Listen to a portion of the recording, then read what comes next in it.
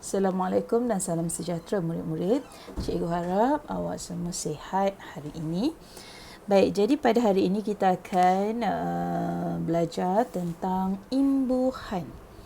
Jadi sebelum kita belajar tentang imbuhan, cikgu terangkan serba sedikit apa itu imbuhan. Okey, awak sendiri tahu kata dasar kan? Okey, kata dasar tu apa? Kata dasar ni ialah perkataan asal. Okey, contohnya perkataan belajar, kata dasarnya ialah ajar. Okey, baik. Jadi itu kata dasar. Kata dasar dia tak ada imbuhan. Okey, tanpa imbuhan. Okey, bila pengimbuhan berlaku, okey, ialah satu proses menerbitkan kata dengan mencantumkan imbuhan dengan kata dasar. Contohnya tadi belajar kan,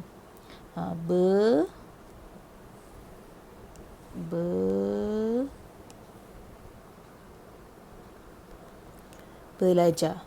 Okey, kata dasar ajar. Kata dasarnya ajar.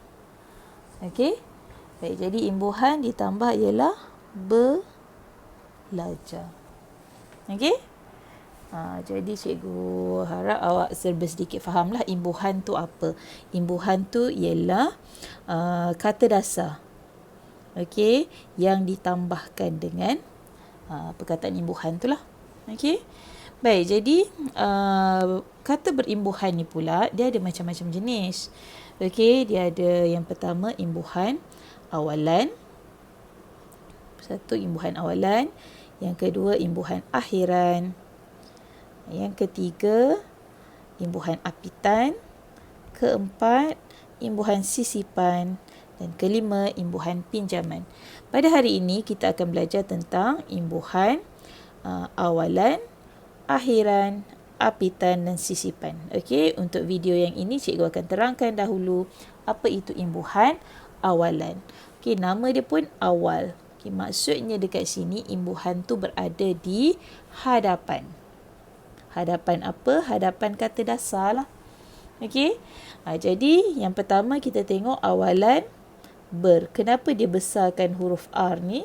Okay, R ni boleh berubah lah. Sama ada BER atau BE sahaja atau BEL. Okey. Sebab tu R tu dia tulis dalam huruf besar. R tu boleh diubah. Okey, baik. Kita tengok ber dulu. Bila nak guna ber? Okey, ber ni digunakan apabila bertemu dengan semua kata dasar.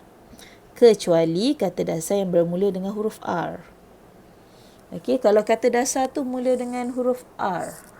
Okey, rambut. Kita tak bolehlah guna berrambut, tak boleh. Okey, tapi yang lain semua boleh. Bermusim, berdalih, berbunga, bererti. Okey, kecuali kalau kata dasar tu mula dengan R, contohnya contohnya kata dasar tadi rambut kan. Okey, rambut. Kita tak bolehlah tambah dekat depan BER, tak boleh sebab nanti dia akan jadi 2 R kat sini. Jadi ni tak boleh. Okey, baik. Jadi itu untuk imbuhan ber. Okey, kita tengok pula imbuhan be. Okey, digunakan apabila bertemu dengan kata dasar yang bermula dengan huruf R dan kata dasar kerja. Okey, kalau contohnya yang dia bagi ni bekerja. Okey, kata dasar kerja kita akan guna bekerja. Okey, ini pengecualian. Kita tak sebut bekerja, bekerja, salah. Okey, salah. Okey, jadi cikgu padam. Bekerja salah. Sepatutnya bekerja. Dan satu lagi, kalau kata dasar tu bermula dengan huruf R. Contohnya renang, resah, rendam. Okey, semua tu kata dasarnya bermula dengan huruf R. Jadi kita akan guna imbuhan be kat depan. Be. Okey. Yang ketiga pula bel. Okey. Jadi ini hanya untuk kata dasar ajar sahaja. Dia jadi belajar. Okey? Baik, jadi itu untuk ber. Okay, kita tengok pula yang ni, awalan men, pen. Okey, sama juga kenapa dia tulis n dengan n ni huruf besar, n tu boleh diubah atau ditiadakan. Okey, imbuhan awalan men. Okey, menerangkan sesuatu perbuatan. Okey, maknanya ini berkaitan dengan perbuatan. Pen menunjukkan pelaku, orang yang buatlah, alat atau sifat. Okay, kita tengok yang pertama, pe. Okey, digunakan apabila bertemu dengan kata-kata bermula dengan huruf L, M, P, NG, NY, R dan W. Okey, itu untuk perkataan ni lah. Okey, digunakan apabila bertemu dengan kata-kata yang bermula dengan huruf K, S, P dan T, tetapi huruf K akan bertukar jadi NG, S menjadi NY, P menjadi M, T menjadi N. Okey, kita tengok contoh lah. Kalau kita baca yang tu memang kita tak faham lah. Okey, jadi contoh macam ni. Contoh awalan me. Okey, jadi dia kata tadi kalau bertemu dengan huruf L, melayan L. Kata dasar dia melayan L, me. Okey, kata dasar dia M, makan. Kita guna me. Okey, kata dasar dia N, nanti. Kita guna me. Okey, lepas tu NY, nyala. Kita guna me. Okey, kata dasar dia M, ni M tadilah. Tapi yang ini tadi case yang ni P. P jadi M, dia akan jadi mandu, me. Okay, T dia jadi N, tu yang jadi nulis, menulis. Okay, R, ni R, merompak. Okay, serupa juga dengan P. Okay, tadi L, layan, kita tambah pe kat depan. M, makan, kita tambah pe kat depan. N, nanti, nanti yang ni kita tambah pe kat depan, pe nanti. Okay, ngeri, NG, ngeri, kita tambah pe kat depan. Okay, rompak, ni guna huruf R, rompak, kita tambah pe kat depan.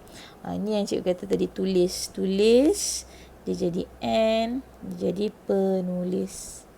Okey, pandu, P tadi. Okey, jadi pemandu. Okey, baik, kita teruskan.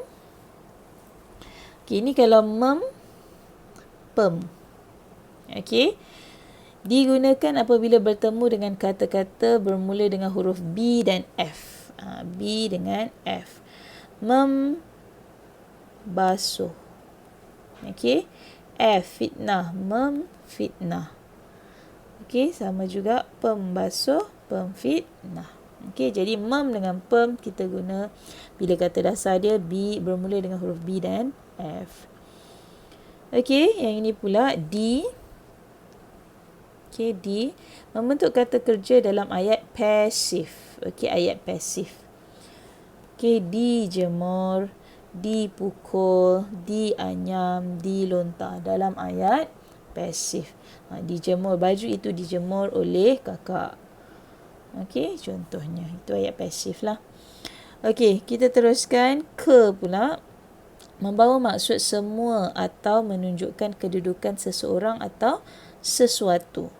Nak tunjuk semua atau nak tunjuk kedudukan. Okey, contohnya ni lah. Okey, ke semua. Ni nak tunjuk semua. Okey, lepas ni nak tunjuk kedudukan. Dia tempat kelima, kedua-dua, ketua. Nak tunjuk kedudukan. Okey, baik, kita teruskan. Okey, yang ini pula.